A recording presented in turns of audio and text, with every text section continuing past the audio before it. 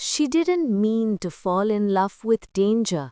That night at the cannery, surrounded by smoke and gunfire, Elena Brooks stood trembling between a child and a man the world called a monster. "Run!" he shouted, as bullets tore through the dark, and in that instant she understood. Love was never meant to be safe. He wasn't the villain they whispered about. Adrian Moretti dealt in the shadows, yes. But for the first time, she saw the truth. The hands that once commanded fear, now reaching for his daughter's life, and for hers. From a quiet coastal town to a mansion ruled by secrets, this is the story of a woman who spoke with her hands and healed with her heart, and the Mafia boss who learned to listen. Before we begin, if you believe that even in darkness, love can still find a voice, make sure to subscribe. It's free and helps us share more stories from Desire Tales. The air in the cafe smelled of cinnamon and freshly ground coffee beans, a comforting scent that usually calmed Elena Brooks's nerves after a long day of teaching. Today was different. Her fingers trembled slightly as she arranged the stack of sign language flashcards on the small round table. Outside, rain pelted against the windows, creating a rhythmic soundtrack to her anxiety. She'd been living in this small coastal town for barely 3 months, still adjusting to life after graduate school.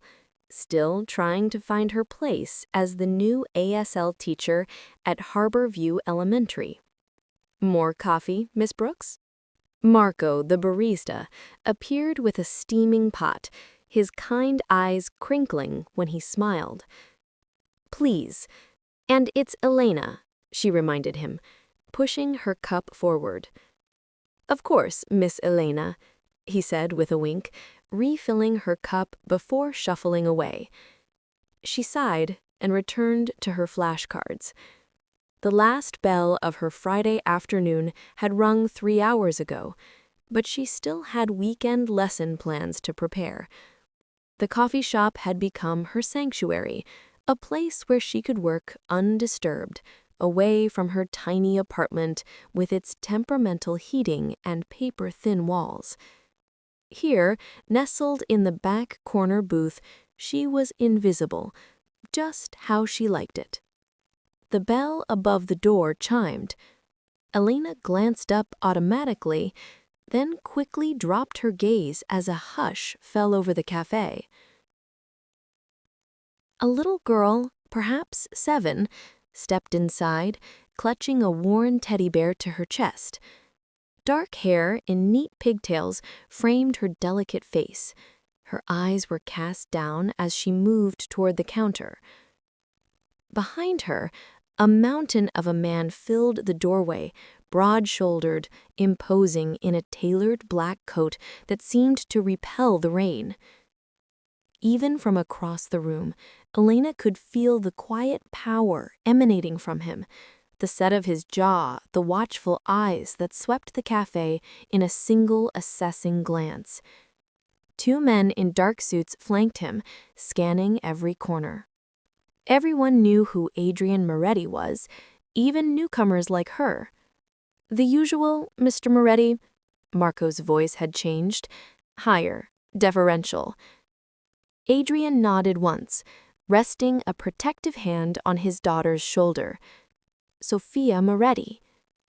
The town whispered about her, the deaf daughter of the most dangerous man on the East Coast, whose business dealings were never discussed openly, whose name inspired both fear and reverence. Elena tried not to stare, but something about the child caught her attention. The way she stood slightly apart from her father, isolated even in his presence. The way her small fingers moved in tiny, almost imperceptible gestures at her sides, signing to herself, a habit Elena recognized, a private language when the world wouldn't understand. While Adrian exchanged quiet words with Marco, Sophia drifted toward the children's bookshelf near Elena's table. Her fingers trailed along the spines, lingering on a colorful copy of Where the Wild Things Are. When she pulled it free, a cascade of bookmarks and paper crafts spilled to the floor. Without thinking, Elena slid from her booth and knelt to help gather them. The little girl startled, taking a half step back, clutching her teddy bear tighter. Up close, she could see her eyes, deep brown with flecks of amber, intelligent and wary beyond her years. "Sorry about that," Elena said, and automatically signed the words as she spoke. It was instinct, a professional habit she never broke, even outside the classroom. Sophia's eyes widened. Her small hands moved, quick but hesitant. "You know sign?" Elena nodded, gathering the last of the bookmarks. "I teach ASL at the school. I'm Elena." She kept her signs simple, clear, at a child's level. The change in Sophia's face was immediate, a smile that transformed her entire demeanor, like sunlight breaking through clouds. "I'm Sophia. No one here talks with hands except Mrs. Caldwell, and she's old and boring." Elena laughed, forgetting for a moment where she was and who was watching. Old like dinosaur old, or just grown-up old? She signed playfully. "Like she was friends with dinosaurs." Sophia signed back, shoulders shaking with silent giggles, teddy bear dangling from one hand.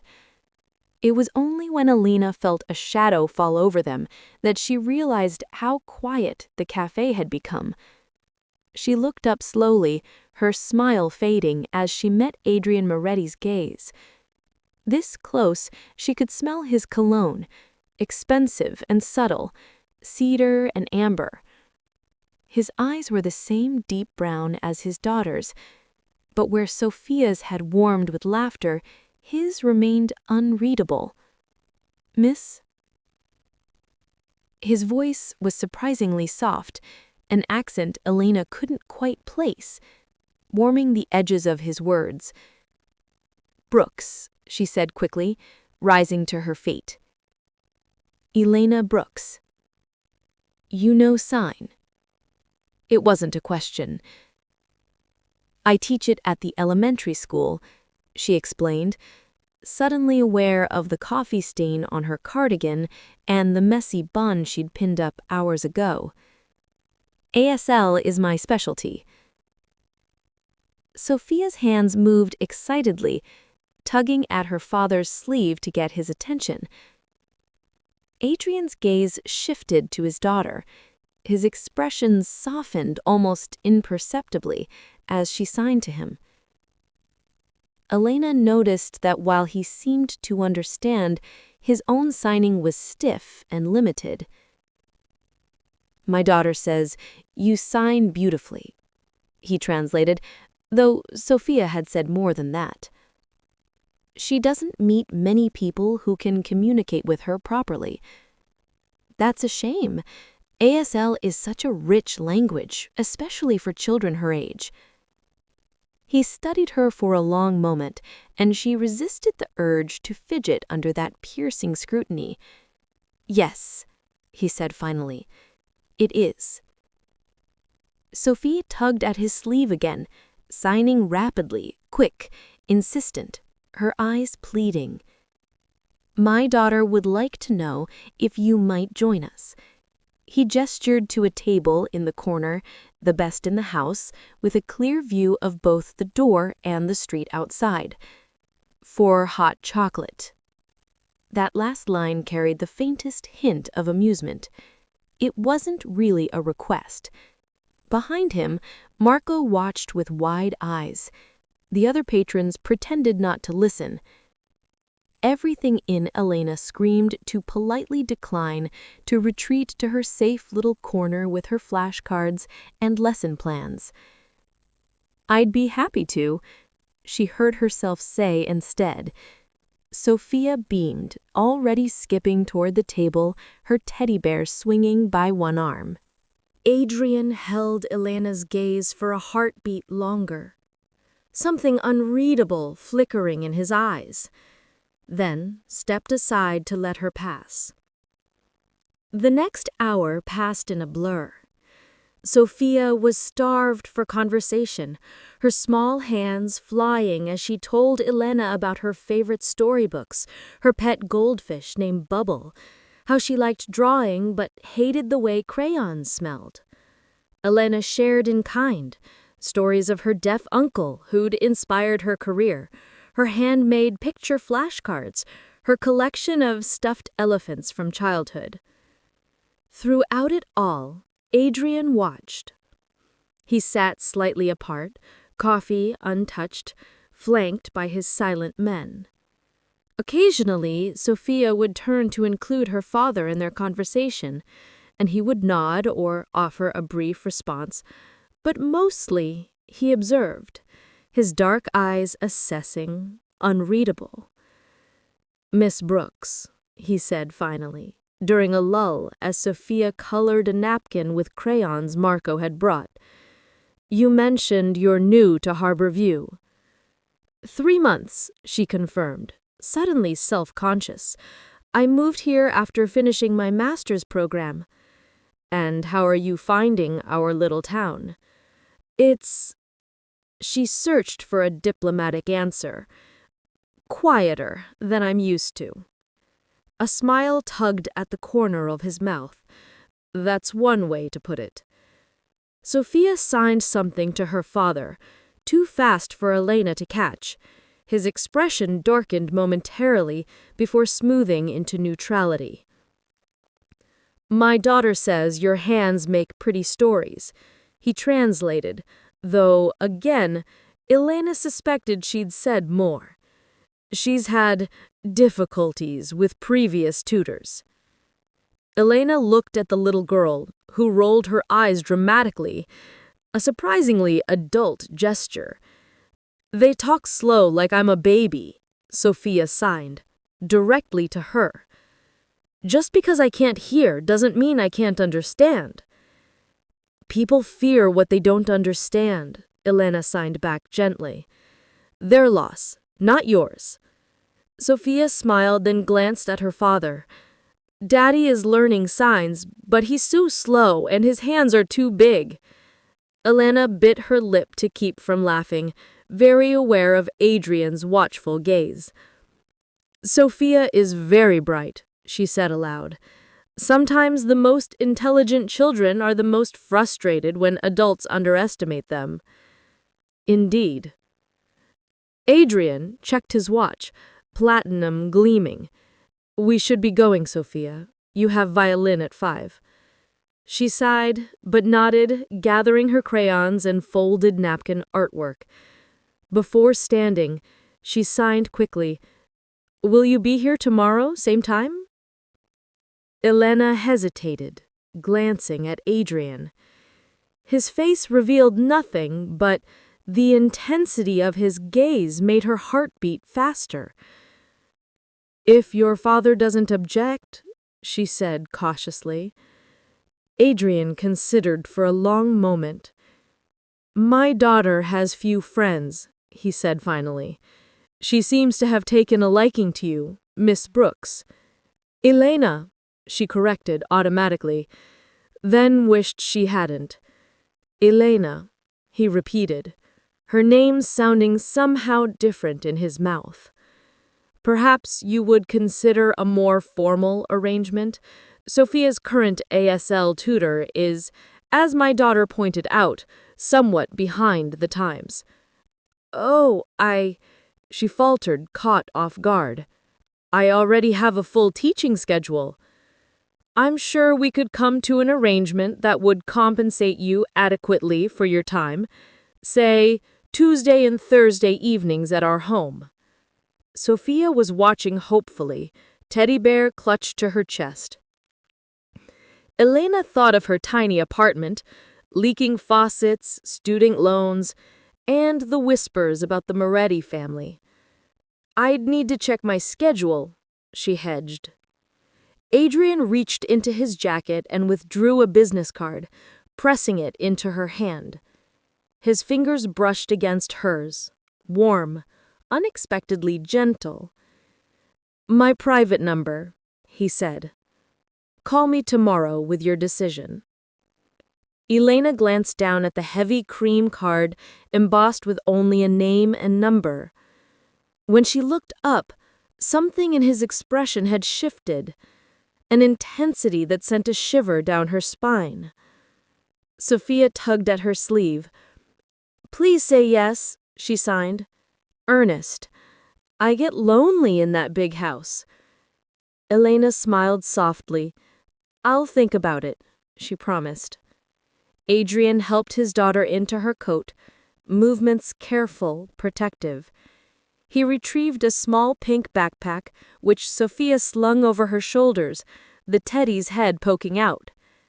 Before they left, he turned back to her. Until tomorrow, Elena. It wasn't a question. She watched them go, his large hand enveloping Sophia's small one, bodyguards trailing behind. Through the rain-blurred window, she saw him lift her daughter into a sleek black car, raindrops gliding across the polished surface. Marco appeared at her elbow, collecting the empty cups with trembling hands. You should be careful, Miss Elena. Mr. Moretti is not a man to be trifled with. I was just being kind to her daughter. Marco's expression was pitying. No one just is anything with the Morettis. Everything comes with a price. Elena looked down at the business card, its weight suddenly heavier than paper. The intensity in Adrian's gaze, the hope in Sophia's eyes. She whispered, almost to herself, I'm just a teacher. What could he possibly want from me? But as she gathered her flashcards and stepped out into the storm, she couldn't shake the feeling she'd just crossed into a world with rules she didn't understand and dangers she couldn't yet imagine. The next afternoon, a sleek black SUV pulled up outside Alina Brooks's apartment building. The tinted window lowered just enough for Marco Reyes to meet her gaze. Miss Brooks, he said with a polite nod. Mr. Moretti asked me to drive you to the estate. He thought you might prefer to see where you'd be teaching before deciding. Elena hesitated, clutching her coat tighter. He could have called first. Marco's tone remained even. Mr. Moretti doesn't like to give people time to say no. That, she thought, sounded exactly like him. The ride to the Moretti estate was silent except for the hum of the engine and the rhythmic sweep of wipers against the drizzle. When the iron gates finally appeared black, intricate, crowned with the family crest, they loomed like something out of an old-world painting. Welcome to Harborview Manor, Marco said, as the gates swung open soundlessly. The road wound through a stretch of cypress trees until the mansion came into view, all glass, stone, and sweeping terraces overlooking the stormy sea. The kind of beauty that whispered both wealth and isolation. Mrs. Coldwell greeted her at the door, gray-haired and dignified, hands folded neatly in front of her. You must be Miss Brooks. Mr. Moretti and Sophia are waiting on the terrace. Elena followed the older woman through wide halls lined with paintings and the faint scent of cedar and salt. The sound of the ocean echoed faintly from beyond the glass walls. On the terrace, Sophia was setting out her sketchbook, Mr. Whisker sitting loyally beside her teacup. Adrian Moretti stood behind, leaning on the railing, his gaze fixed on the grey expanse of water. When he turned, it was with that same controlled calm that made her pulse stutter. Miss Brooks, he said with a polite nod. Thank you for coming. I wasn't sure I should, she admitted. Yet you're here. There was no arrogance in his tone, just quiet certainty. Sophia waved enthusiastically, her hands signing rapidly. You came. I promised I'd think about it, Elena signed back, smiling. She's been waiting since morning, Adrian said, half amused. My daughter isn't patient when she wants something. Sophia pouted, signing, Daddy exaggerates. Elena laughed, her tension easing slightly. It seems she inherited your confidence. For the first time, Adrian's mouth curved. Not a smile exactly, but something near it. Perhaps. They moved to the table set for lunch. A light breeze fluttered the napkins, the scent of sea salt mixed with grilled rosemary chicken and fresh bread. Mrs. Coldwell joined them quietly, taking notes as Elena outlined her teaching plan. She observed more than she spoke, her eyes sharp, calculating, as though she weighed Elena's every word. Sophia's laughter broke the formality. She signed stories between bites, her expressions animated, her joy effortless. She's remarkable, Elena said softly, but she's hungry for connection. Adrian's gaze darkened slightly. I've tried tutors, therapists, programs. She needs more than that, someone who actually sees her. Elena met his eyes. Then you have to let her be seen, not just guarded. Silence stretched between them, not hostile, but charged. Even the waves seemed to hush for a moment. Finally he said, You're not afraid to speak plainly. I'm a teacher. It comes with the job. He leaned back, studying her. You'd be paid double your current salary. My driver will handle transportation, 2 evenings a week, more if Sophia requests. I'll need to keep boundaries. I'm her tutor, not her nanny. Agreed. His answer came instantly. And I don't want her isolated. She should keep attending school. She will. The exchange was sharp, efficient, like a negotiation neither was willing to lose. Sophia interrupted, signing, Does this mean she's saying yes? Elena smiled. It means we're close. Sophia clapped her hands and jumped from her seat, tugging Elena toward the glass doors. Come see my room, she signed rapidly. Go ahead, Adrian said, his voice softer now. Mrs. Caldwell will show you the way. The upstairs hallway smelled faintly of lavender and old wood. Sunlight filtered through tall windows onto polished floors.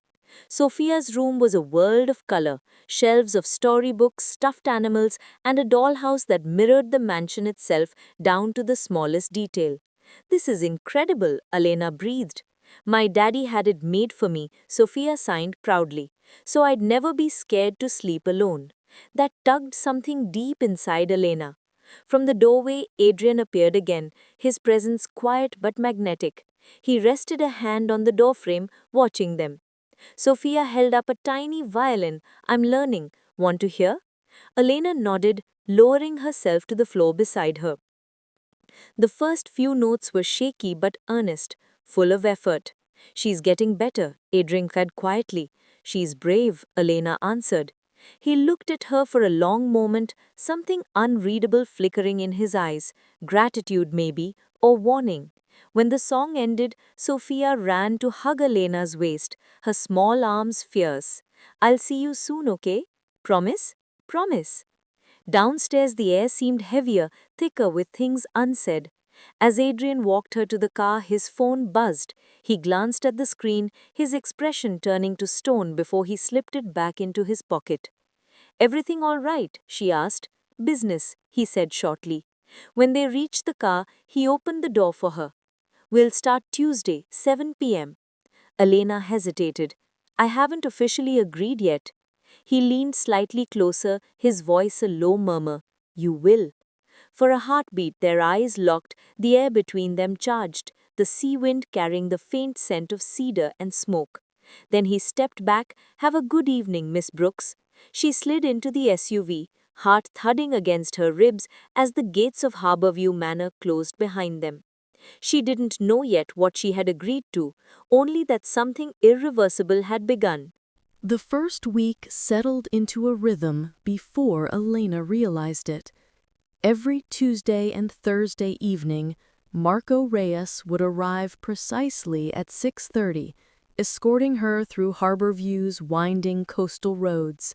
The same route, the same careful surveillance in the rearview mirror. The Moretti mansion awaited like a fortress, lit from within, golden light against the restless sea. Sophia always greeted her with open arms and a flurry of signs. "You're here. I practiced." And she had. Her hands moved more fluidly now, her confidence growing each time. Adrian Moretti often appeared in the doorway during their lessons, leaning silently against the frame, a glass of scotch in hand. He never interrupted, but Elena could feel his gaze, steady, analytical, protective. One night, as Sophia ran off to fetch her drawing, Adrian spoke for the first time in days. "You have a gift." Elena looked up from the flashcards. "Teaching?" He nodded slowly. "She listens to you. That's rare." "She's a wonderful student. She just needed someone to meet her halfway." Something flickered in his eyes. Admiration, maybe, or regret? "Halfway," he repeated. "That's not a place I know how to stand." Before she could respond, Dante Russo appeared in the hallway, murmuring something low and urgent. Adrian's expression hardened instantly. The warmth vanished, replaced by the cool precision she'd come to recognize. "Excuse me," he said, leaving without another word. When he returned, nearly half an hour later, Sophia was asleep on the couch beside her sketchbook. Elena carefully tucked a blanket over the girl's shoulders. "You shouldn't stay late," he said quietly. "It isn't always safe." She met his gaze. "Safe for who? You or me?" A muscle tightened in his jaw, but he didn't answer. Instead, he walked her to the front door. Under the dim porch light, rain began to fall, soft silver droplets catching in her hair. "Thank you for tonight," she said, unsure why her voice sounded breathless. He hesitated, his eyes tracing her face with the faintest intensity. "It's me who should thank you," he murmured. "You bring calm where there shouldn't be any." Her heart thudded in her chest. She forced a smile. "That's part of the job description." He opened the door for her, letting the cool air rush in. "Good night, Miss Brooks." She hesitated on the step, then looked back. "Good night, Mr. Moretti." A week later, the rhythm shifted. At school, the principal approached her, excitement in his voice. "Elena, you won't believe this. We've received a donation, $100,000 for our special education program. Anonymous, but I suspect it's someone you know." Her heart sank. "Mr. Moretti?" The principal beamed. "He even requested your name be listed as project coordinator.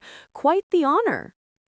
That evening, she found Adrian waiting beside his car outside the school. "You didn't have to do that," she said, stopping short. "I wanted to," he replied simply. "The program matters to you. That's reason enough." "It puts me in a difficult position." "How so?" "Because people talk, and because I don't like feeling bought." His eyes narrowed slightly. "Is that what you think this is?" "I don't know what to think." He stepped closer, voice dropping. "Then let me be clear. I don't buy people, Elena. I invest in what matters. You and Sophia both do." The way he said her name made something in her chest tighten. "I just want things to stay professional," she said, though her tone lacked conviction. "Of course," he said, but the ghost of a smile tugged at his lips. "Have dinner with me. Purely professional." "Dinner?" "Tomorrow night. 7. She hesitated. "I don't think that's a good idea." "Then don't think," he said quietly. "Just say yes." He turned to leave but paused halfway to the car. "Think about what I said, Miss Brooks." That night, as she lay awake, rain whispering against her window. Elena told herself she was imagining the pull between them, the gravity that made her pulse quicken every time her name appeared on her phone. But deep down, she knew. Some rhythms, once started, refused to stop. The restaurant didn't have a name. From the outside, it looked like an abandoned warehouse tucked away on a narrow Portland street. Inside, the lights were low, the tables far apart, a sanctuary of shadows and polished wood. Adrian Moretti was already waiting when Elena Brooks arrived, dressed simply but elegantly in black. He rose when she entered, the flicker of candlelight catching the silver at his cufflinks. "You came," he said, voice low. "You didn't leave much room to say no," she replied, slipping into the seat across from him. "I never do." The waiter poured wine. She declined politely, choosing water instead. For a while they talked about Sophia, about her progress, about music, and the way sign language could mimic rhythm. He listened, truly listened, and she found herself lowering her guard without meaning to. "You speak about her like she's your own," he said quietly. "She's special," Elena answered. She just needed someone to stop treating her like a fragile thing. "She is fragile," he said, eyes darkening. "She's all I have left." There was a weight behind those words that silenced her. After a long pause, she asked softly, "What happened to her mother?" Adrian's gaze drifted past her, into some place far away. "Juliana. She died when Sophia was 2. Wrong place, wrong night." "I'm sorry," Elena said. He nodded once, then smiled faintly, but the sadness didn't leave his eyes. "You remind me of her. She had that same way of asking questions no one else dared to." "I don't mean to pry," Elena said. "You don't. You just don't know how to be afraid." The words lingered between them. They finished dinner quietly. When he drove her home, the air in the car felt heavy, charged with something neither of them wanted to name. At her apartment, she hesitated with the door handle. "Thank you for dinner." His hand brushed hers as he handed back her purse.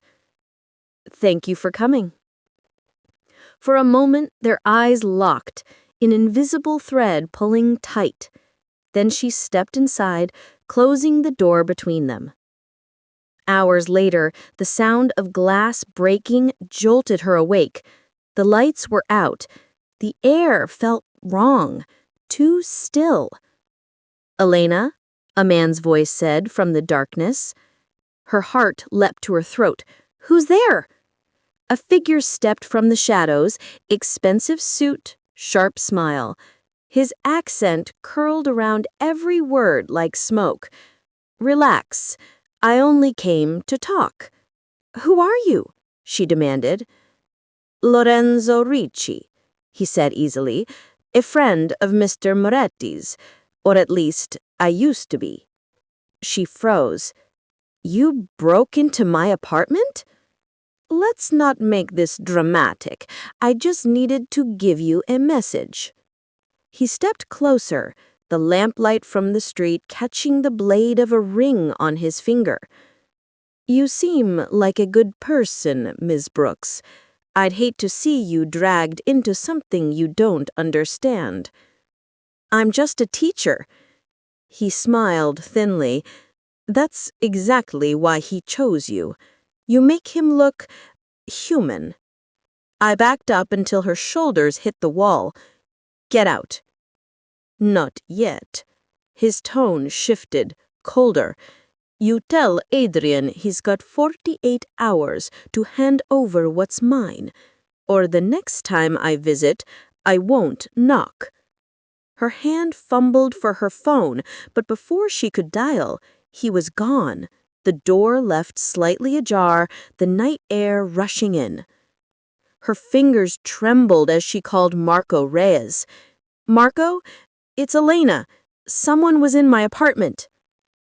10 minutes later, headlights flooded the street. Marco's SUV screeched to a stop, and he was out before the engine died. He swept through the apartment, weapon drawn, then muttered into his radio. "Elena," he said firmly, "you need to come with me now." "I'm not going anywhere until you tell me what's happening." He hesitated. "Mr. Moretti will explain, but this place isn't safe." By the time they reached the estate, dawn was starting to break, a cold gray light spilling over the sea. Adrian was waiting in his study, sleeves rolled up, tension carved into every line of his body. "What happened?" he demanded.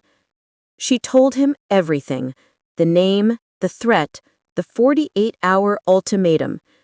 When she finished, he turned away, hand pressed against his mouth, thinking. "Who is he?" she asked. "Someone who doesn't exist, at least not for long." "That's not an answer." He looked at her, really looked, as if to weigh whether to trust her. Then he crossed the room in 2 strides and stopped close enough that she could feel his breath. "My world isn't clean, Elena," he said quietly, "but I don't deal in what kills people. I deal in what saves them. Medicine, supplies, things the system makes possible to get." "And Lorenzo?" "He deals in the counterfeit kind. He tried to move it through my ports. I refused." She stared at him. "And he thinks you took his product?" "He knows I did. I seized it, sent it to be destroyed." "That's why he came after me, to get to you." Adrian nodded, jaw clenched. "He wanted to remind me that everyone has a weakness. And mine," he said, voice breaking for the first time, "is you." The room went silent, the only sound the ocean beyond the glass. Finally, he exhaled. "You'll stay here until it's over. Marco will see to everything." "That's not necessary." "It is," he said sharply. Then softer. "Please, don't argue this." Elena looked at him, the exhaustion in his eyes, the quiet fear beneath the power, and for once she didn't. Outside, the first light of morning touched the waves cold and silver. Inside, a different storm had already begun. The morning after the break-in, the mansion felt different, heavier. Every movement echoed through its marble halls like a warning. Adrian Moretti appeared in the study, wearing a dark coat, his tie undone, his expression unreadable. "Get your things," he told Elena Brooks. "You're coming with me." "To where?" "Somewhere you'll see the truth for yourself." The drive to the docks was silent. Marco Reyes drove. Dante Russo followed in another car. The ocean fog hung thick, swallowing the sun. When they stopped, Adrian led her inside a warehouse, sterile, quiet, lit by strips of white light. Rows of crates lined the walls, each stamped with medical symbols. Elena frowned. "What is this place?" "My business," Adrian said simply. He gestured for her to follow, the legitimate one. He opened one of the crates.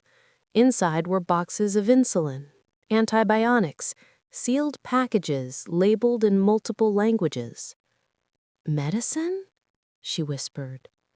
"Low-cost pharmaceuticals, manufactured overseas, shipped here, relabeled, and sold to hospitals that can't afford the marked-up American supply chain."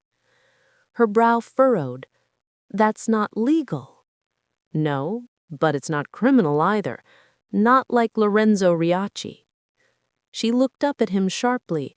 "You're saying—" "He sells counterfeits," Adrian interrupted. voice tightening, toxic, ineffective. They've killed people. I intercepted one of his shipments last month and handed it over to the FDA. She stepped back, absorbing his words. That's why he came after you. And now he's coming after anyone close to me. Elena exhaled slowly, including me. Adrian's eyes met hers, steady and dark. I told you my world isn't clean, Elena, but I don't profit from pain. I'm trying to stop it. Before she could reply, Marco's phone buzzed. His expression shifted instantly. Boss, security feed just went dark at the mansion. Adrian froze. Sophia? Marco didn't answer. He didn't need to. Within seconds, Adrian was already moving. Get the car. They sped through the coastal roads, the tires cutting sharp through mist and gravel. When they reached the estate, the front door stood open. A lamp had fallen, shattered. Mrs. Caldwell, Adrian shouted. No answer. Only silence, the kind that claws at the lungs. They searched every room. Sophia's violin lay on the floor, beside her teddy bear. Elena's hands trembled as she picked it up. She wouldn't go anywhere without this. Adrian's phone rang. He didn't recognize the number, but he answered anyway. Adrian, said a smooth, cold voice. It seems we've found common ground at last. Lorenzo. Your daughter is safe for now, but I believe we have unfinished business. Adrian's jaw clenched. If you touch her, 48 hours, you bring what you stole, or you'll never see her again.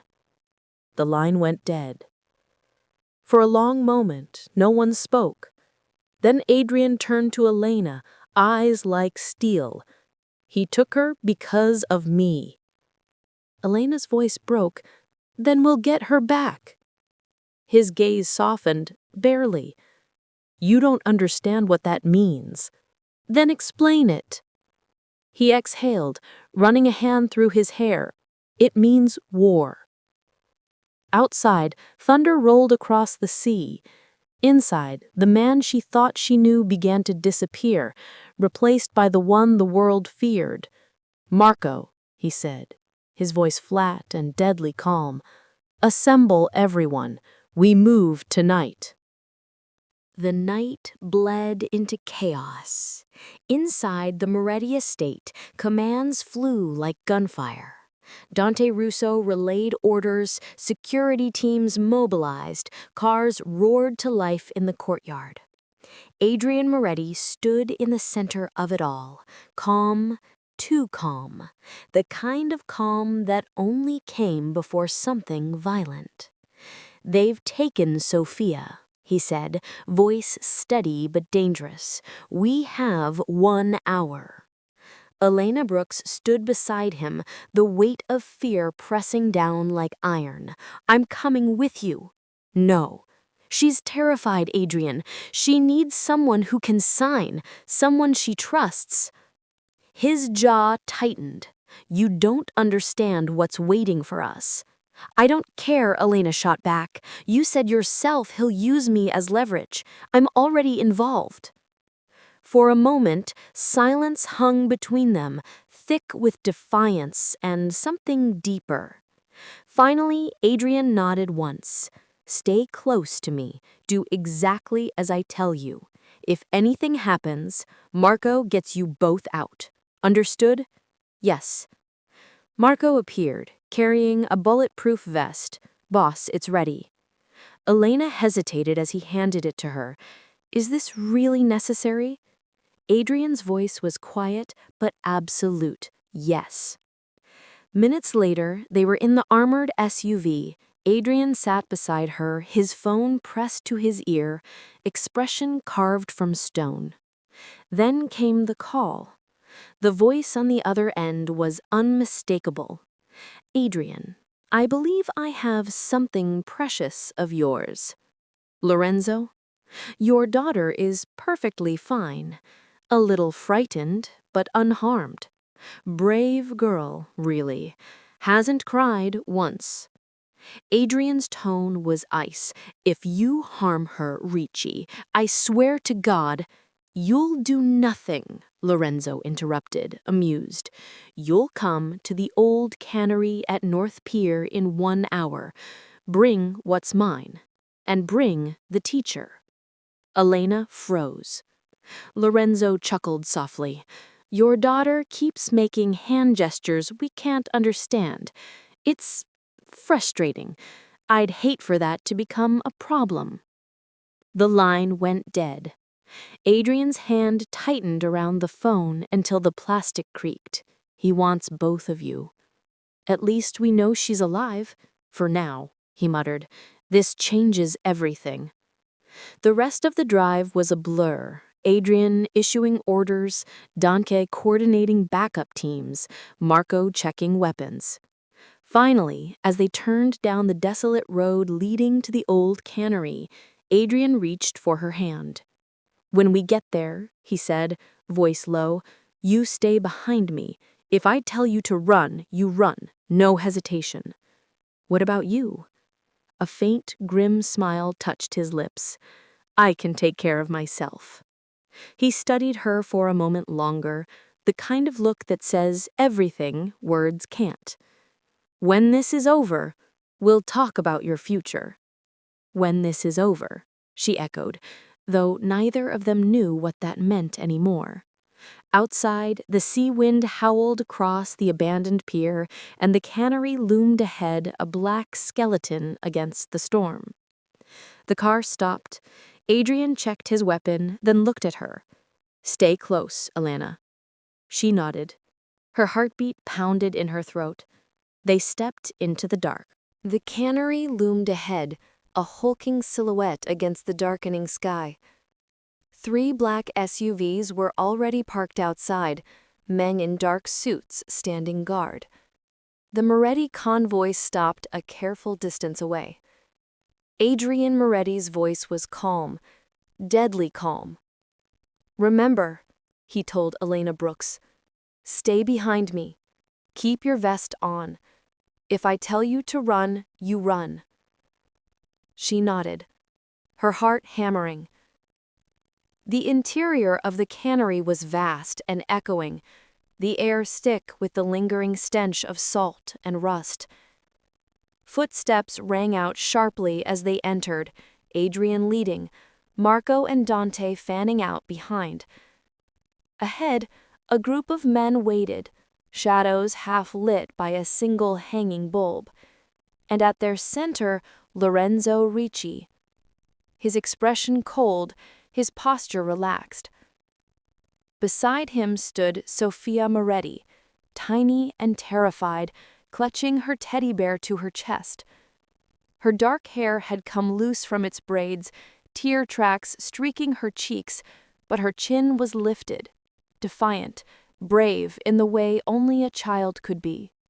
When she saw Elena, her eyes widened with desperate relief.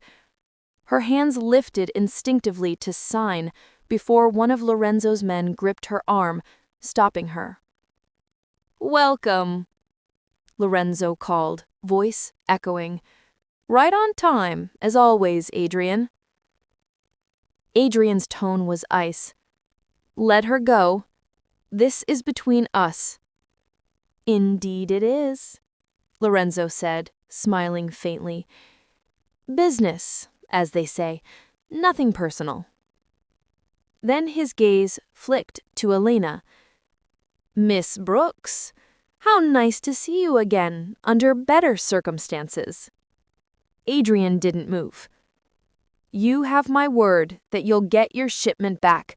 Now release my daughter, and Miss Brooks will take her to the car." Lorenzo sighed. "I don't think so. Not yet."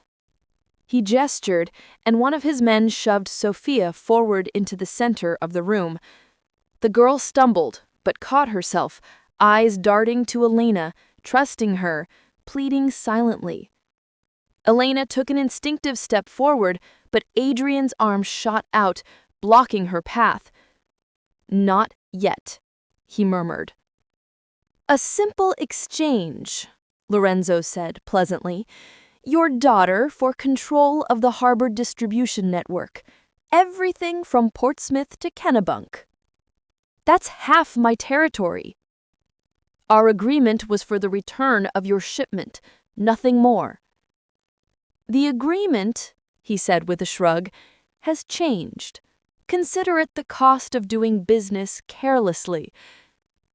His eyes glittered. "Allowing outsiders into your operation, getting emotionally entangled. It makes you sloppy." His jaw flexed. "The shipment, nothing more." Lorenzo's smile turned cruel. "I was afraid you'd say that." He nodded to his man, and suddenly a gun was pressed to Sophia's head. She flinched, clutching her teddy bear tighter, her eyes wide with terror. "No!" Elena cried, surging forward, only for Adrian's grip to hold her back, iron and unyielding. "Last chance, Moretti. The territory or your daughter? Choose." Time seemed to stop. Adrian's face was carved from stone. Fury, calculation, and something deeper, all colliding in his gaze. Then, almost imperceptibly, he nodded, not to Lorenzo, but to someone behind him. "I choose both," he said quietly. And all hell broke loose. Gunfire erupted from the shadows. Lorenzo's men scattered, shouting, bullets ricocheting off metal beams. The sound was deafening. The man holding Sophia hesitated for one fatal second, long enough for Adrian to draw his weapon and fire a single, precise shot. The man crumpled. Sophia froze, her small hands covering her ears in reflex, though she couldn't hear the chaos. "Now!" Adrian shouted. "Get Sophia!" Elena ran. Her boots slipped on the slick floor as she sprinted through the smoke and noise. Sophia saw her coming, reaching out with trembling hands, her teddy bear tumbling forgotten to the ground. Elena caught her, pulling her close, shielding the girl's body with her own as bullets tore through the air. "Daddy!" Sophia tried to sign, her hands shaking uncontrollably. But before Elena could move toward the exit, a shadow blocked their path. Lorenzo Ricci. "Not so fast," he snarled, raising his gun, all pretense of civility gone. "Let them go, Ricci," Adrian's voice came from behind her, cold, calm, lethal. "It's over. Your men are surrounded." Lorenzo's eyes darted around. He could see his remaining guards pinned, the rest subdued by Adrian's tactical team, but his gun stayed trained on them. "It's never over," he spat. "Not while I'm still standing." What happened next unfolded in a heartbeat. Lorenzo's finger tightened on the trigger. Adrian shouted a warning. Elena turned, instinctively shielding Sophia with her body, but the bullet never came. A sickening thud cut through the chaos. Lorenzo staggered backward, eyes wide in disbelief. Blood bloomed across his chest. Behind him stood Mrs. Caldwell, Sophia's elderly tutor, a gun steady in her trembling hands. "No one threatens my student," she said, voice steel and smoke. Adrian was beside them in an instant, pulling Sophia into his arms, wrapping one arm protectively around Elena. "Are you hurt?" he demanded, scanning them both. Sophia shook her head, tears streaming silently. Her hands flew through the air. "Daddy, Mrs. Caldwell has a gun." "I know, Princess," Adrian signed awkwardly with one hand. "She's one of us." Elena stared at Mrs. Caldwell in disbelief. You work for him?" 27 years, she said. "Before I taught languages, I had a different career entirely." There was no time to process it. "Move," Adrian ordered. "Now." His men closed ranks, forming a tight perimeter around them as they pushed toward the exit. Outside, the world seemed blindingly bright after the dim cannery. Adrian lifted Sophia into the waiting SUV. She clung to him like a lifeline, her small fingers digging into his shirt. Elena grabbed the fallen teddy bear from the concrete floor, brushing away the dust before handing it to her. Sophia's hands shook as she signed, "Is it over?" Adrian's gaze softened, his voice rough. "Yes," he said. "It's over." The aftermath unfolded in silence. Lorenzo Ricci's men were arrested, his network dismantled. Official reports painted him as a pharmaceutical counterfeiter who had kidnapped a child in desperation. The truth about the cannery, about Mrs. Caldwell, about the war in the shadows remained buried. Sophia recovered faster than anyone expected, but she refused to let Adrian or Elena out of her sight, clinging to them both like anchors.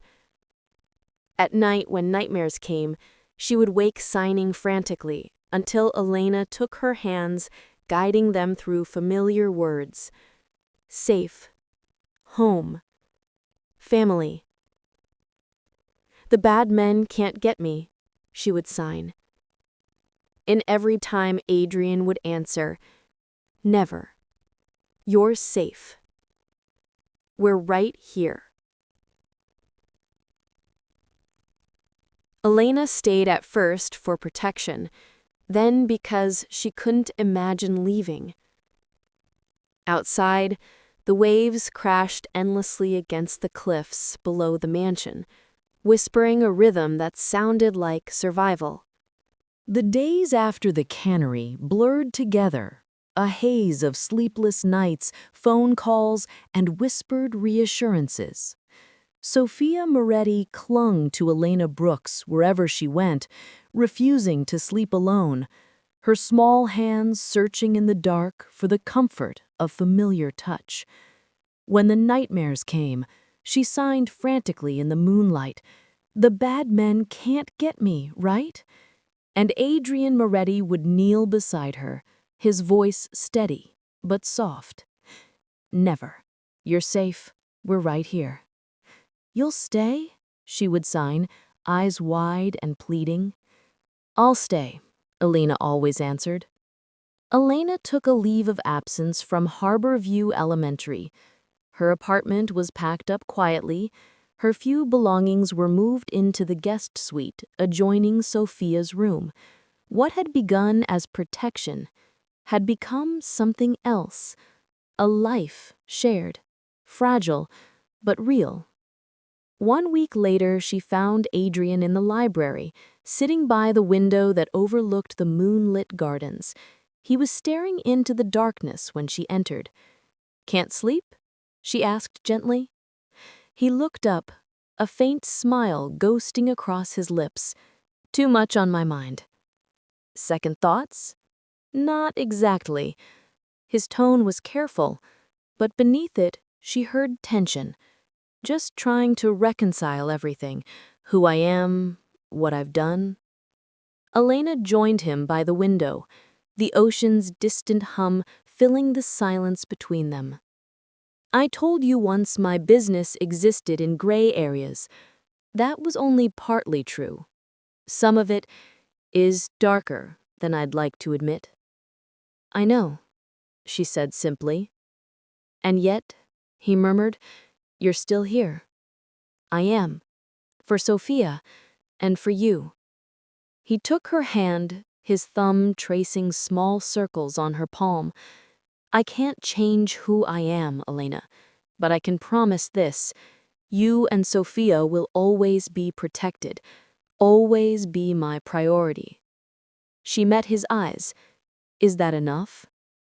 He exhaled slowly. I don't know. That's for you to decide. She thought of Sophia, her bravery, her laughter, her way of turning silence into music. She thought of Adrian, a man both feared and gentle, dangerous yet capable of immense tenderness. And she thought of herself, a teacher who had wandered into a world she didn't understand and somehow found her heart there. I want to stay, she said finally. Adrian's eyes darkened with something she couldn't name. You know what that means? I do, but I have conditions. His brow lifted slightly. I'm listening. No more secrets, she said. I want to know everything. Your business, your enemies, the risks. He nodded once. All right. Sophia needs as normal a childhood as possible. Real school, real friends.